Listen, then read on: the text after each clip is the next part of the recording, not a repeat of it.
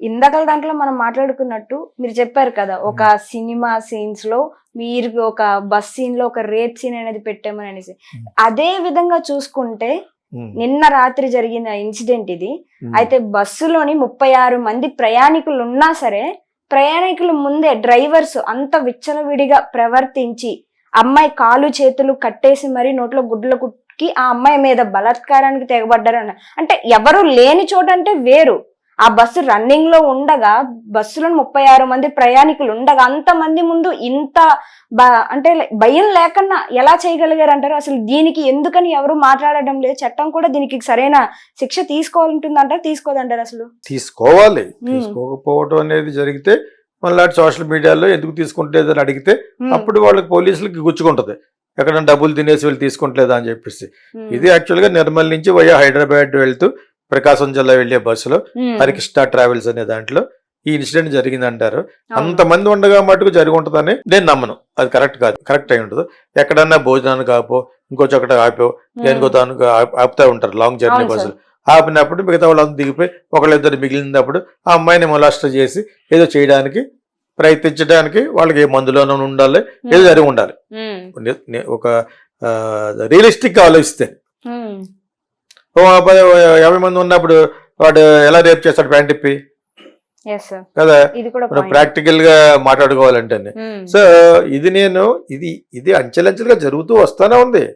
నేను కీచడవాళ్ళ సినిమాల్లో ఒక బస్సులో రేప్ అనేది అప్పటికి న్యూస్ సోషల్ మీడియా లేదు కాబట్టి ఈనాడులోనో ఎక్కడో వచ్చింది. అప్పుడే ఈనాడు, ఆంధ్రజ్యోతి, ఏదో పేపర్ ఆధార్ పేపర్లో ఏదో వస్తే దాన్ని మేము రేడియోలో చెప్తే ఓకే, అప్పటికి దూరదర్శనం ఉంది ఇంకా. సో అటువంటి చూసి నేను ఇన్సిడెంట్ పెట్టాను.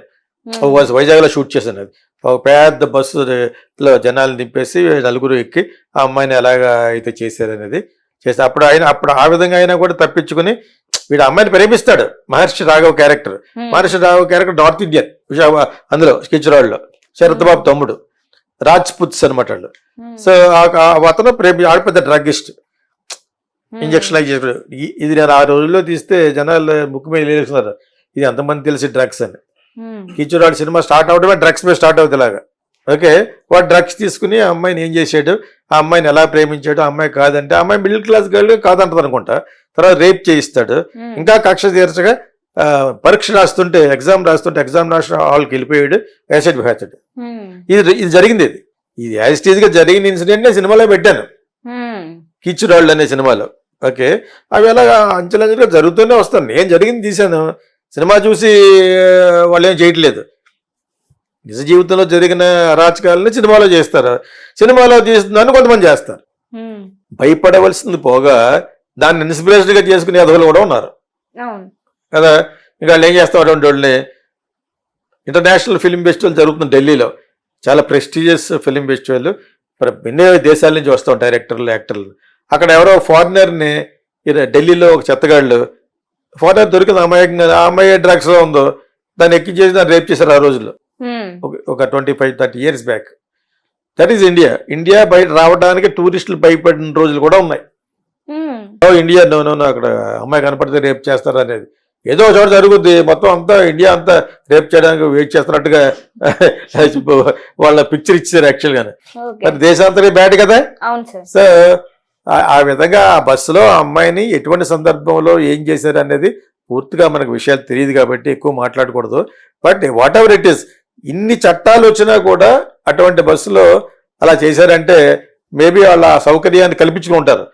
ఎక్కడన్నా భోజనాలు దిగమని ఆ అమ్మాయి దాని ఉంచి మొత్తానికి ఏదో చేసి ఆ అమ్మాయిని మొత్తాన్ని మొలస్టిగేషన్ చేసి ఉంటారు.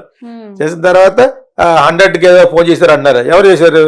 బస్సులో ఒకళ్ళిద్దరు ఉండాలి, వాళ్ళు రావాలి కదా, వాళ్ళ నుంచి తప్పించుకోవాలని చెప్పు వీడు అమ్మాయిని వదిలేసి పారిపోవచ్చు. సో ఇవన్నీ కూడా మనకి కొంచెం బిట్స్ అండ్ పీసెస్ తెలుసు కాబట్టి అలాగే చెప్పుకునే అవసరం కదా. బట్ జరిగిన సంఘటన మటుకు బర్బేరియన్ యాక్ట్ అంటారు, చాలా చాలా అసహ్యమైన యాక్ట్ ఇది.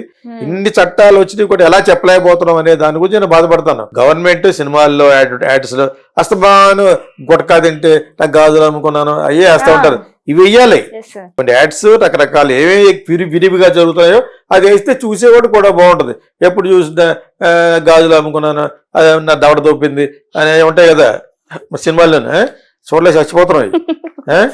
సో అవి కాకుండా ఇలాగ రేప్ జరుగుతున్నప్పుడు వాడికి ఎలా శిక్ష పడింది, వాడి జీవితం అంతా ఎలా నాశనం అయిపోయింది, అది చెప్తే భయపడతా ఉంటారు. సినిమా ఎక్కువ చూస్తారు కాబట్టి. Cinema is most powerful weapon ఈ రోజున. అందులో వేసిన యాడ్లు మరి ఎక్కువ వేసేయకూడదు. వాళ్ళు 20 యాడ్లు వేస్తారు, ఇది వచ్చి కంపల్సరీ యాడ్ కూడా వేస్తారు థియేటర్. ఇది వచ్చేటప్పుడు జనాలు పారిపోతారు. ఈ గాజులు తిని గుట్కాది వచ్చేటప్పటికి. ముఖేష్ సార్ ఎక్కువ ఫేమస్. ముఖేష్ ఎవడాడు? ముఖేష్ నేను ఒకే సంవత్సరం గుట్కానే ఏదో ఒక యాడ్ ఉంటుంది. బాబు నేను అసలు చూడయి, నేను అసలు అవి చూడలేను.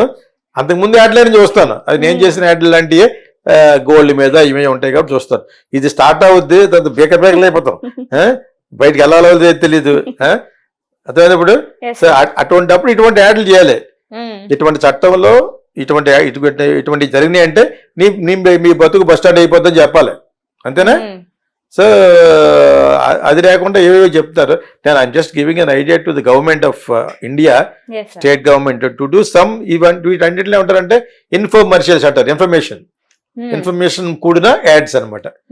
సో ఈ వనస్థలిపురం కాదు, ఇప్పుడు ఇందాక మాట్లాడుకుంది నిర్మల్ నుంచి వయా హైదరాబాద్ త్రూ ప్రకాశం జిల్లా వెళ్ళే బస్సులో జరిగిన ఆ ఇన్సిడెంట్ ఇంకా నిజాలు బయటపడాలి. కానీ అలా చేయడం చాలా పొరపాటు. కానీ అంతమంది ఎదురుకుండా రేపు జరిగి ఉంటుందని నేను అనుకోను. ఎలా చేస్తాడు జనం బస్సులో 50 మంది 56 మంది ఉంటారు, ఈ మధ్యలో కూర్చొని తిరుగుతాడు. కష్టం కదా. అంచేత వాళ్ళు ఎక్కడన్నా భోజనానికన్నా తెంపాలి. ఏ అర్ధరాత్రి గడ జరిగిందో ఎక్కడ జరిగిందో ఇట్ ఈస్ వెరీ ఈజీ. వాడు మందులో ఉంటాడు, అది ఎవరితో కొంచెం మరి వాడికి ఎలా కనిపించిందో రకరకాలు ఉంటారు ఇక్కడ. అదేందా ఎలా కనపడినా కూడా అమ్మాయే. అంచేత సచ్ థింగ్స్ జరగకూడదంటే భయంకరమైన శిక్ష పడినట్టుగా వాళ్ళు వీడియో తీసి పంపించాలి, చూపించాలి. మీకు అర్థమైనప్పుడు గ్లిమ్స్ అని ఒక యాడ్ వస్తుంది సినిమా వచ్చే ముందు, అలా చూపించాలి. వీడికి ఇది సినిమాలో ఉన్నా కూడా సినిమా కాదు, నాకు నిజంగా జరిగింది, దాని తర్వాత కట్ చేస్తే ఆడు తిహార్ జైల్లో ఉన్నాడు, ఇప్పుడు వచ్చి ఊరికమ్మగా ఎక్కిస్తున్నారు అని తీయాలి. అర్థమైందా? అప్పుడు కానీ జనాలకు అందదు. అలా చేసినా కూడా ఈ 140 కోట్ల జనాభా ఉన్న భారతదేశంలో అందరికీ తెలుస్తుంది అనేది నమ్మకం. అందులో 70% శుద్ధ బేవర్స్గాలు ఉంటారు కాబట్టి. అదేందా? I'm sorry to tell this. వాళ్ళే ఉంటారు. వీళ్ళకి చదువుకున్న బేవర్స్ లేదు ఇందాక చెప్పిన దాంట్లో. ఇంకా మరి వాళ్ళు ఏమంటాం మరి? అంచేత ఇటువంటి జరగకుండా ఉండాలంటే government should make awareness films అంటారు. ఆ అవేర్నెస్ ఫిల్మ్స్ తీసి చూపించాలి. కొంతకాలం ఆ గుట్కాని అట్లా మానేసి, గుట్కాని, ఆ సిగరెట్ని, తంబాకు, గాజులు నాకు గుర్తుండిపోయినాయి. ఎంత గుర్తు పెట్టుకోకూడదన్నా కూడా ఇవన్నీ గుర్తుండిపోయినాయి అన్నమాట. అవి కొంచెం పక్కన పెట్టి